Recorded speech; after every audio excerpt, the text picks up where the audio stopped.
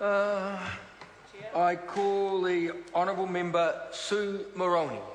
Thank you, Mr Chair, and thank you for allowing me to take a call on the Crown Minerals Amendment Act 2013 Amendment Bill. It's a bit of a mouthful because, of course, as we've just heard, the government, well, they stuffed up basically the first time round.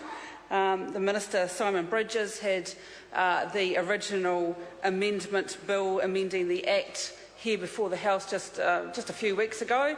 And now here he is already in urgency on a Friday evening, bringing back an amendment to his amendment. And we've talked about this a bit tonight already, but this is the very reason why bills shouldn't be rushed through, because they will come back time and time again.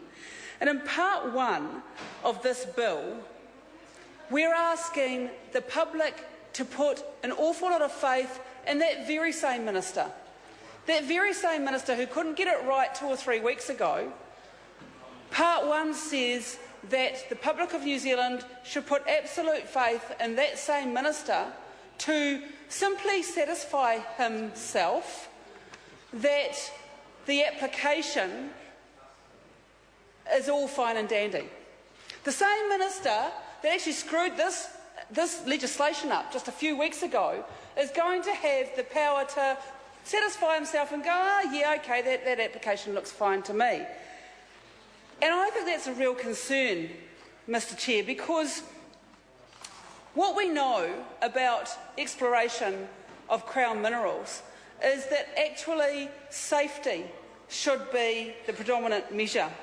And in the explanatory note to this bill, there's an alarm bell that goes off for me, because it talks about applications for a Tier 1 permit for exploration who does not have the expertise or financial ability to undertake exploration drilling activities will be able to be granted a permit on a conditional basis. I just want to read that out again for the public, because I think this is alarming.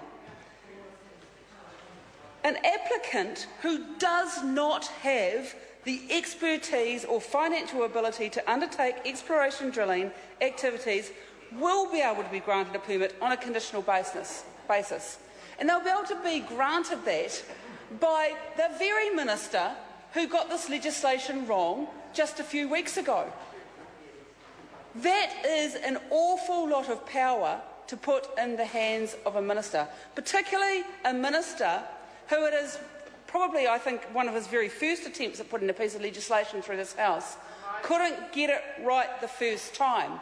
Now, that's not going to end up in a catastrophe here in the House tonight. He didn't get the legislation right the first time around. It means, yes, we're sitting at this time on a Friday night to rectify his mistake.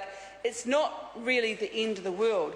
But if he gets it wrong in satisfying himself about one of these applicants, and they do not have the expertise and something goes horribly wrong, then that's a whole different scenario for New Zealand. It's a whole different scenario for New Zealand. Here we are in part one, asking the public of New Zealand to trust the wisdom and the judgment of the very same minister who couldn't even get this basic piece of legislation right to make a decision that could actually impact on the environment and the safety of New Zealand and New Zealanders.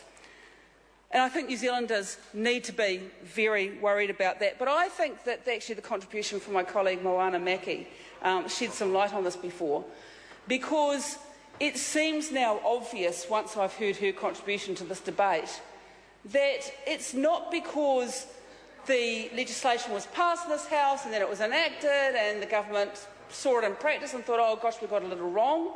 That's not what's occurred here. This legislation, the original legislation, hasn't even been enacted. So what could it be that could cause the government to come back this quickly under urgency and fix something up? Well, it seems that they've been got to. Some company, one of these Tier 1 applicants who doesn't have the expertise or financial ability to undertake exploration drilling activities, has obviously come back to the government and asked them to weaken the legislation further. I can see no other explanation for why before the original legislation has been enacted that we're suddenly back here. I call the honourable member Andrew Little. Thank you, Mr Chairman, and